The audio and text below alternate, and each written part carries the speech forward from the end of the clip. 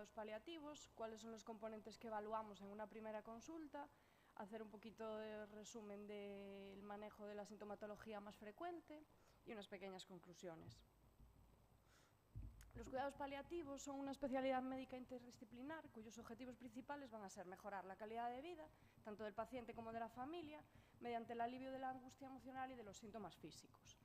Han sido ampliamente estudiados e integrados en las enfermedades oncológicas, pero cada vez hay más pruebas de los muchos beneficios que tiene su integración en otras enfermedades crónicas avanzadas, entre las cuales incluimos la enfermedad hepática, ¿no? Porque los objetivos más o menos van a ser todos similares. Los términos enfermedad hepática terminal, enfermedad hepática avanzada, insuficiencia hepática o cirrosis decompensada pueden ser sinónimos, ¿no? Porque debido a la irreversibilidad de todos estos cuadros. A diferencia de otras enfermedades terminales, en el caso de la enfermedad hepática tenemos el trasplante de hígado como un tratamiento curativo.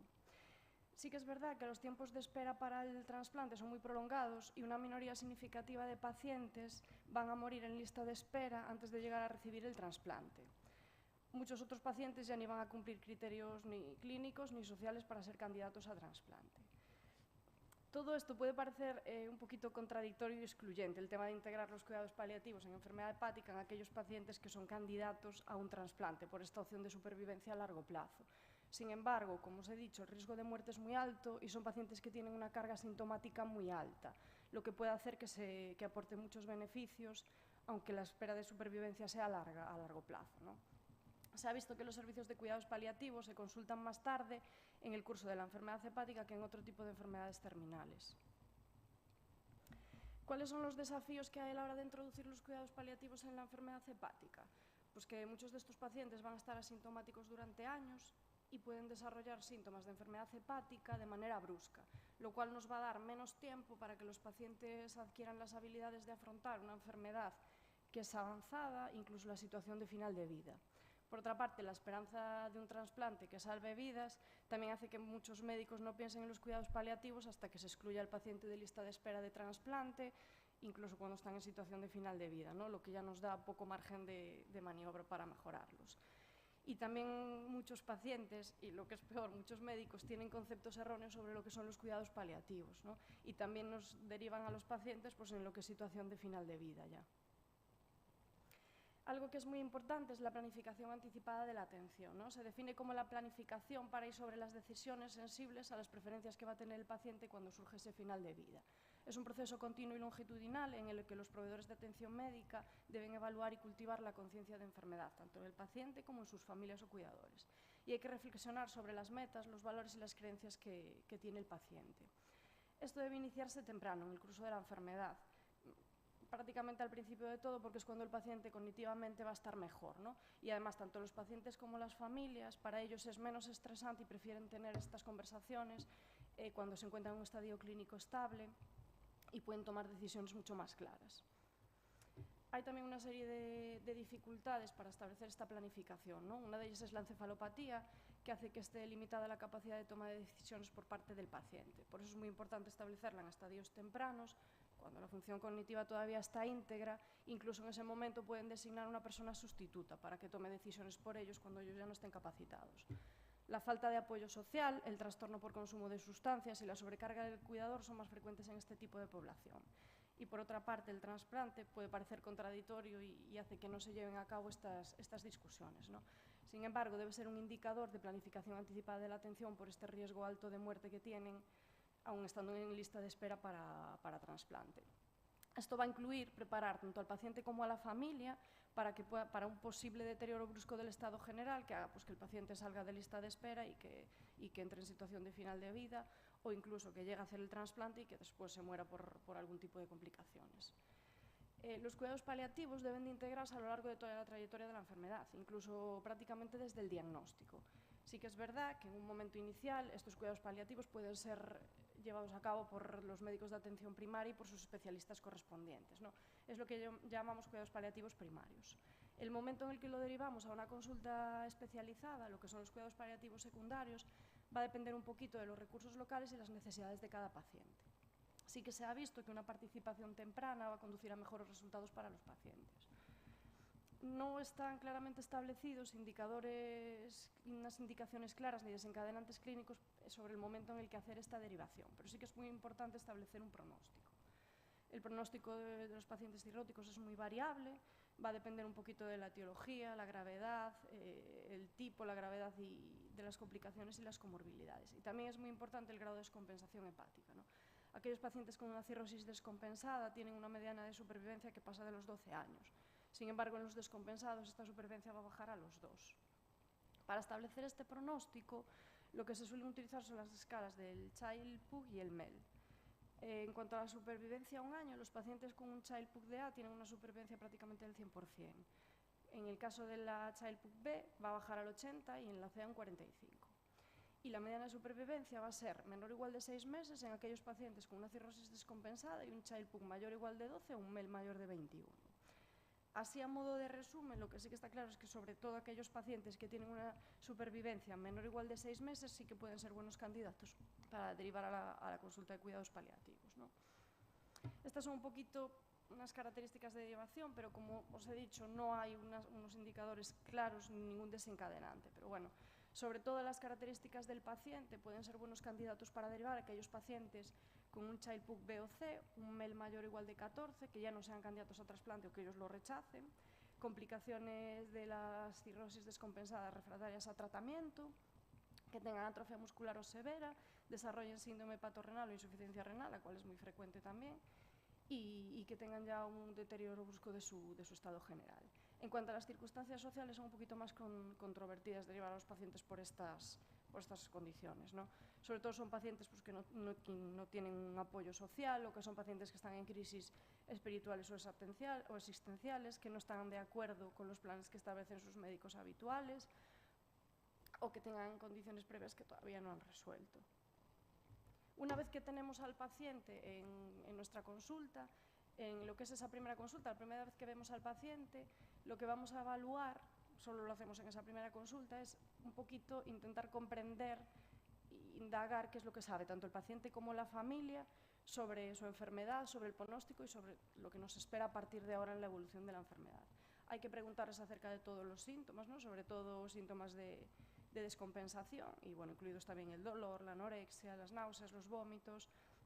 Hay que hacer una evaluación social y espiritual, hay que ver si el paciente está cognitivamente íntegro para ser capaz de tomar decisiones, ver si ha designado una persona sustituta y si esa persona sustituta quiere participar también en la toma de decisiones en ese momento inicial, ¿no? Hay que identificar los objetivos, lo que es la planificación anticipada de la atención para que quede registrado, y ver un poquito también cómo hacen frente tanto el paciente como la familia a esa enfermedad. Y por supuesto establecer pues, lo que es una coordinación de la atención, ¿no? Sucesivas visitas, explicar un poquito cómo funciona la unidad. En cuanto a los síntomas, se ve que estos pacientes, como os he dicho anteriormente, tienen una carga sintomática alta y niveles más altos de deterioro de la salud mental. En esto influye sobre todo el deterioro cognitivo de la encefalopatía, la carga del cuidador y el impacto social que tiene esta enfermedad socialmente, ¿no? Y un poquito también el trastorno asociado al consumo de sustancias que se asocia a estos pacientes. Las principales causas de muerte van a ser las típicas de la cirrosis descompensada, ¿no? Que son la hemorragia por varices, la ascitis, la peritonitis bacteriana, el carcinoma hepatocelular y los síndromes hepatorrenal o hepatopulmonar. En cuanto a la ascitis, bueno, la mayoría de pacientes se puede utilizar y responden bien a la combinación de diuréticos habituales con furosemida, espironolactona y la restricción de sodio. Vamos a considerar que una ascitis es resistente a los diuréticos en aquellos pacientes pues, que no están a tratamiento con AINES porque induce vasoconstricción renal y disminuye la respuesta diurética, en los que cumplen al menos una de las siguientes características. Incapacidad para poder movilizar la ascitis a pesar de comprobar el tratamiento correcto de restricción de sodio y dosis máximas toleradas de diuréticos, que serían 400 de espironolactona y 160 de furosemida, que se produzca una rápida reacumulación de líquido después de hacer una paracentesis evacuadora, o aquellos que tienen complicaciones relacionadas con el uso de diuréticos, como son la insuficiencia renal o los trastornos hidroelectrolíticos. Los pacientes con ascitis refractaria suelen tener sobre todo dolor, malestar abdominal y síntomas digestivos como náuseas y vómitos.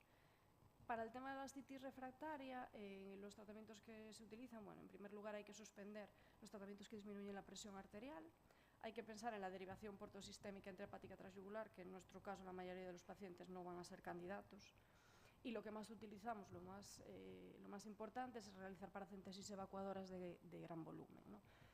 Esto puede ser difícil para los pacientes que quieren que el manejo sea totalmente en el domicilio, pero bueno, en estos casos se puede instaurar un catéter peritoneal permanente, sobre todo en aquellos que el final está un poquito más cerca porque si no aumenta el riesgo de infección.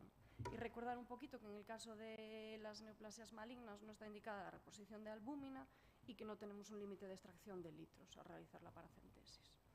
En cuanto a la encefalopatía, se ha visto que aumenta la carga del cuidador y que por supuesto afecta las capacidades de toma de decisiones por parte del paciente.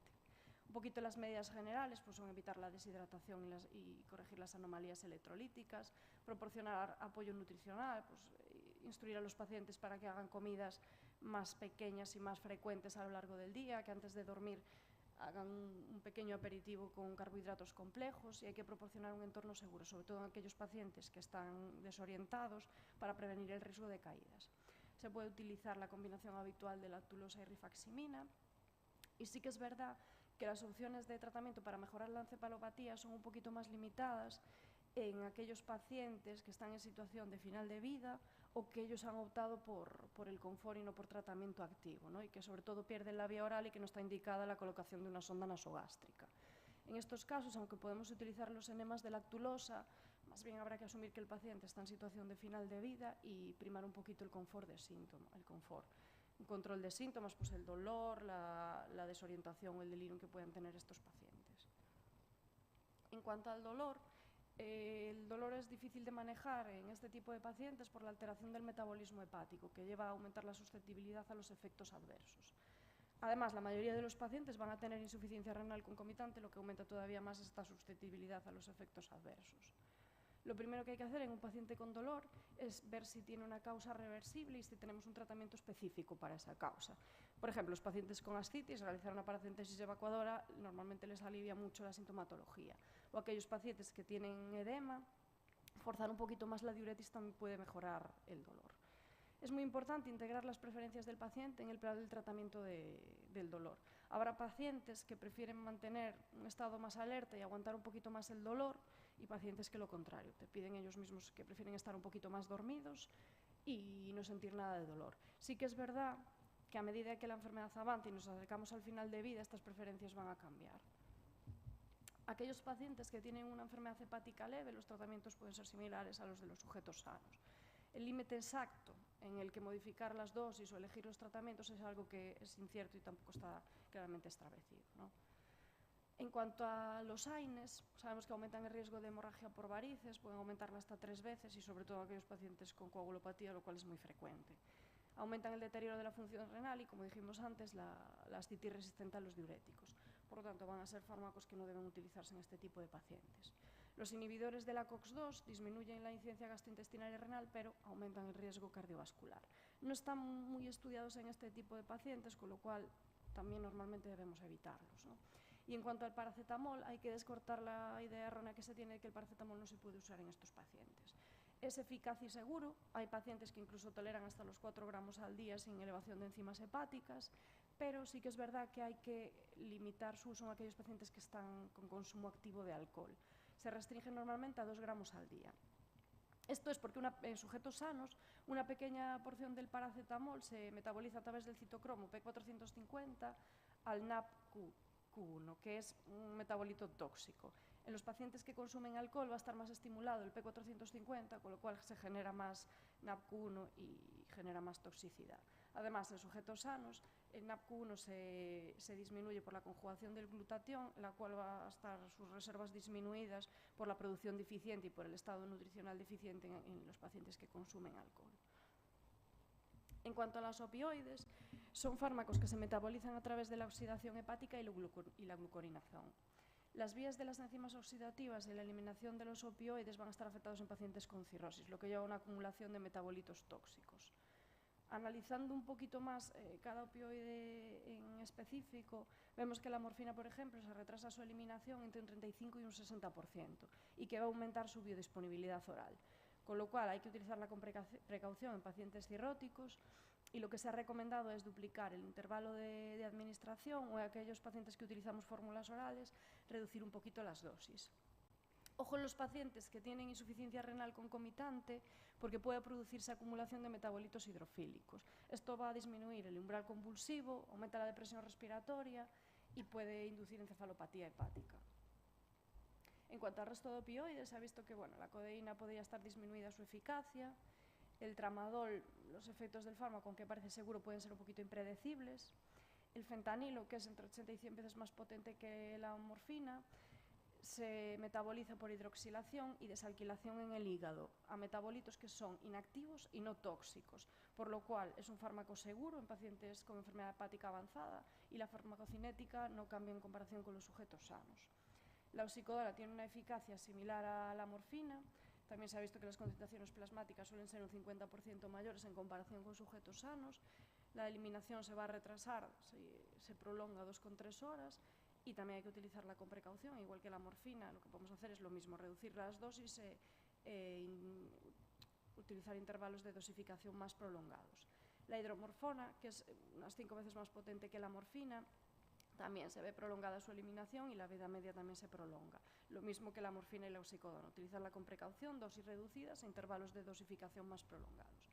Y en cuanto a la metadona, que es un opioide que se utiliza para la deshabituación de sustancias tóxicas, nosotros lo utilizamos en aquellos pacientes que ya están a tratamiento para el dolor con dosis altas de opioides y que siguen teniendo dolor, un poquito como última opción. Se ha visto que los perfiles farmacocinéticos tampoco cambian en comparación con los sujetos sanos. Sí que se puede prolongar un poquito la vida media, pero no va a modificarse la biodisponibilidad del fármaco, con lo cual también es un fármaco que es seguro. Por lo tanto, os pongo ahí unas caritas en el fentanilo y en la metadona, que son fármacos que son seguros y los que utilizamos con más frecuencia en estos pacientes.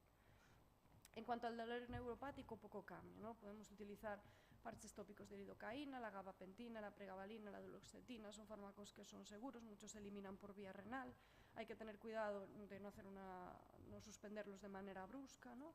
Sí que hay que evitar la carbamazepina, ¿no? Pues es asociado con mayor hepatotoxicidad y puede inducir una descompensación hepática.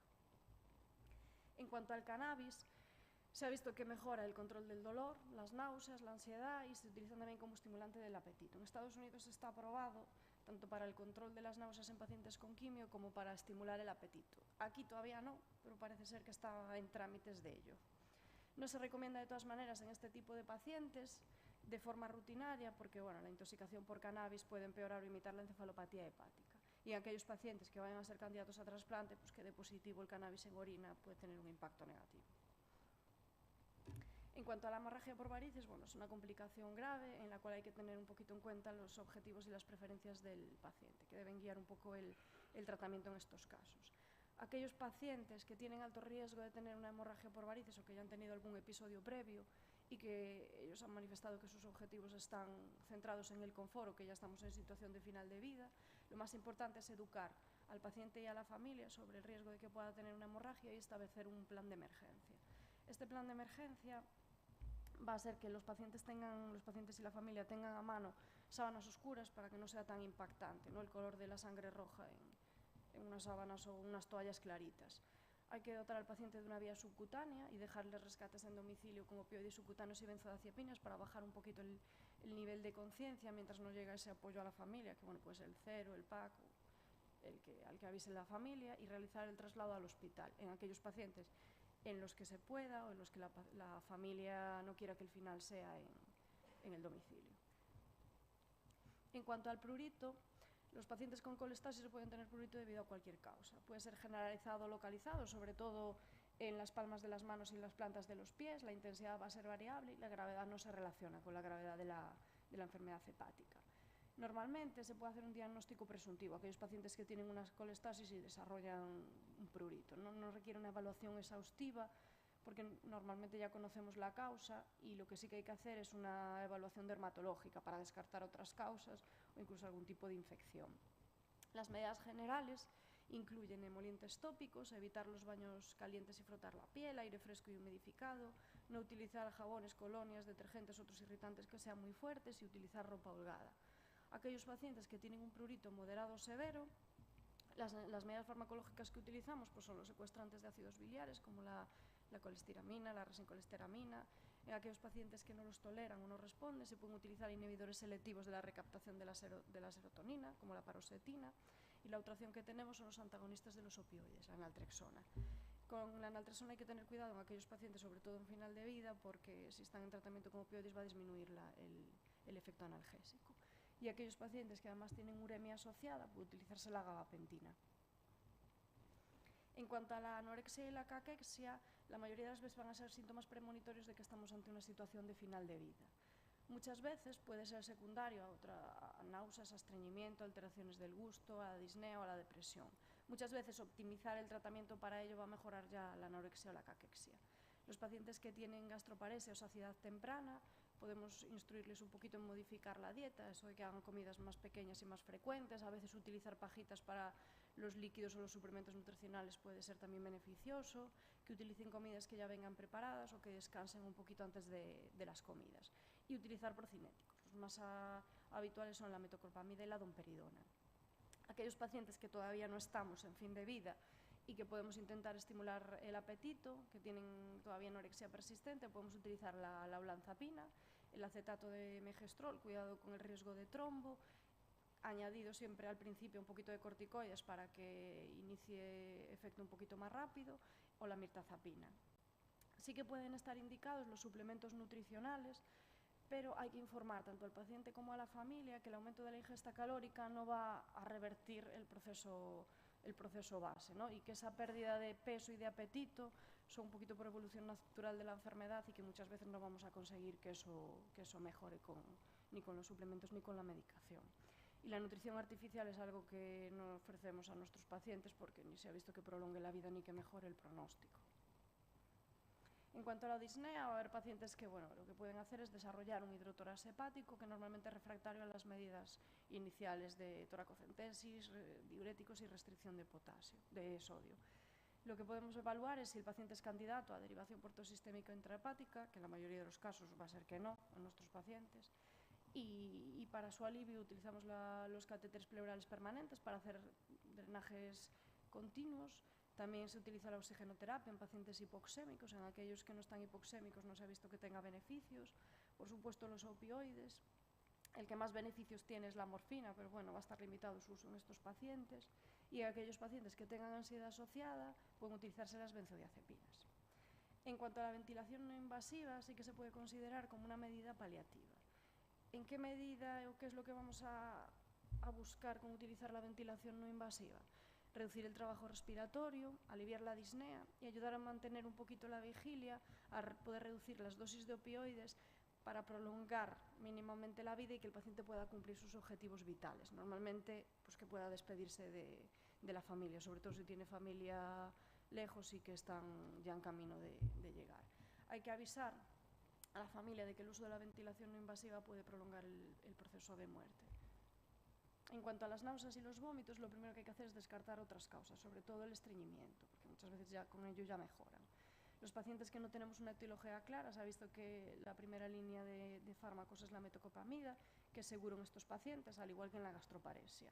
Otras opciones son los antagonistas de los receptores 5H3, como es el ondansetron, de primera línea en pacientes que están en quimioterapia o radioterapia, con el uso de corticoides coadyuvantes, y los antagonistas de los receptores de la dopamina, como son el haloperidol y la clorpromacina. Son de primera línea junto con corticoides en pacientes con obstrucción intestinal.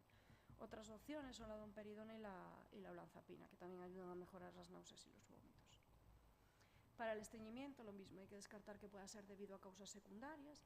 También tenemos varias opciones, ¿no? Tenemos estimulantes como por ejemplo el bisacodilo, tenemos laxantes osmóticos como la lactulosa, el movicol, el bimotil, que es exactamente igual que el movicol, o el casellas, que es igual que movicol pero sin electrolitos. Se pueden utilizar los enemas y los mecralax sin ningún inconveniente.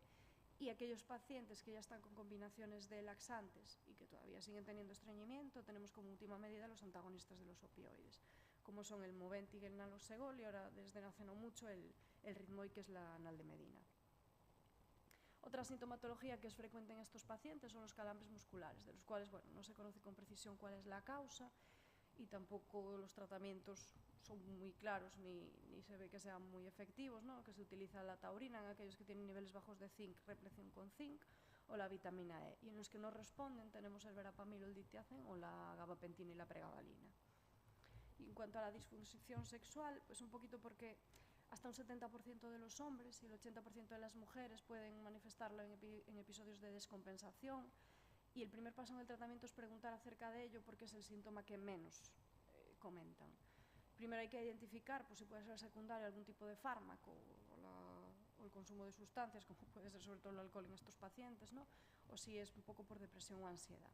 Se ha visto que el tadalafilo puede ser útil y eficaz en pacientes con hombres, pero en mujeres todavía no hay datos de lo que puede ser útil.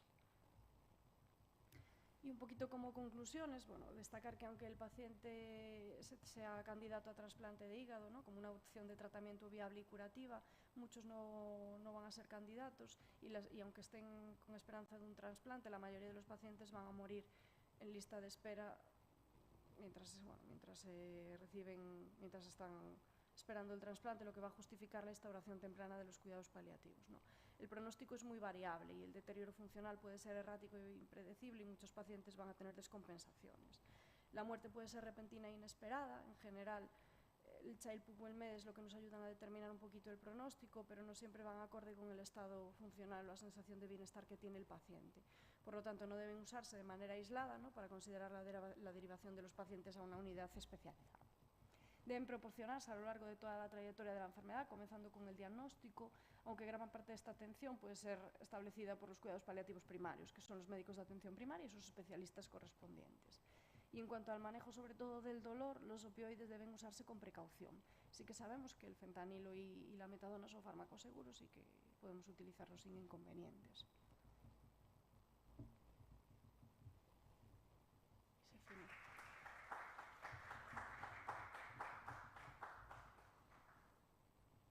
No sé si hay...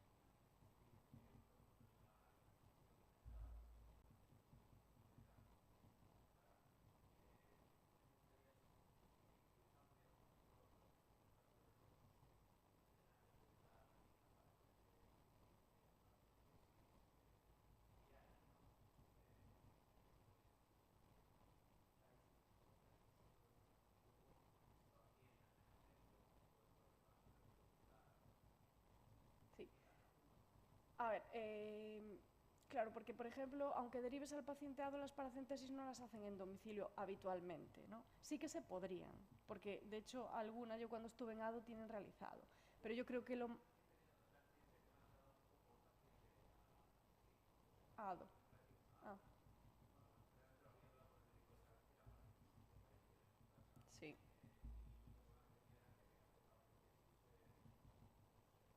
de repetición, claro.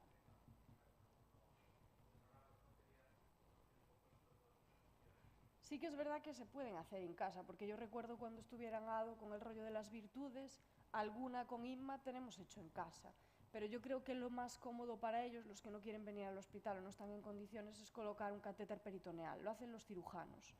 Y además lo hacen rápido. Hablas con ellos y lo hacen rápido.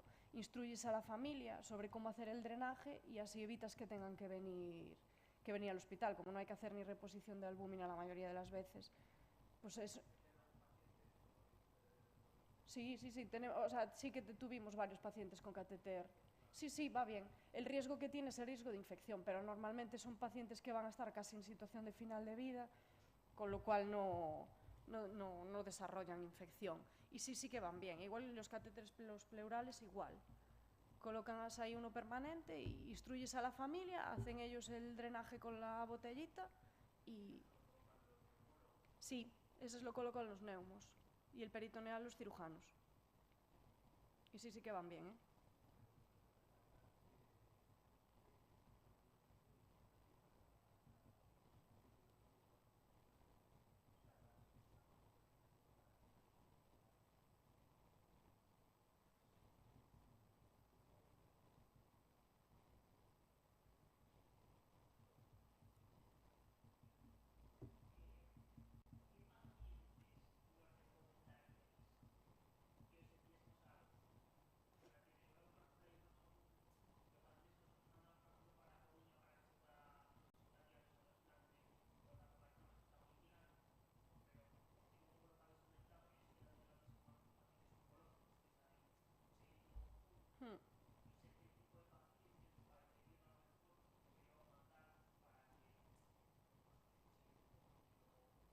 Yo creo que eso igual es algo que tenemos que establecer, ¿no? Sí que es verdad que aquellos con una supervivencia menor o igual de 6 meses, está claro, y en los otros, claro, es lo que os dije, ¿no? Que los cuidados paliativos podéis hacerlos vosotros realmente, los médicos de atención primaria.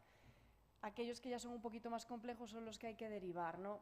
Yo creo que esto es algo que no está bien establecido y que a lo mejor podemos darle ahí una vuelta, ¿no? Y establecer unos criterios a lo mejor para saber cuáles podemos hacer un manejo conjunto. ¿No te parece que igual es algo que podemos hacer?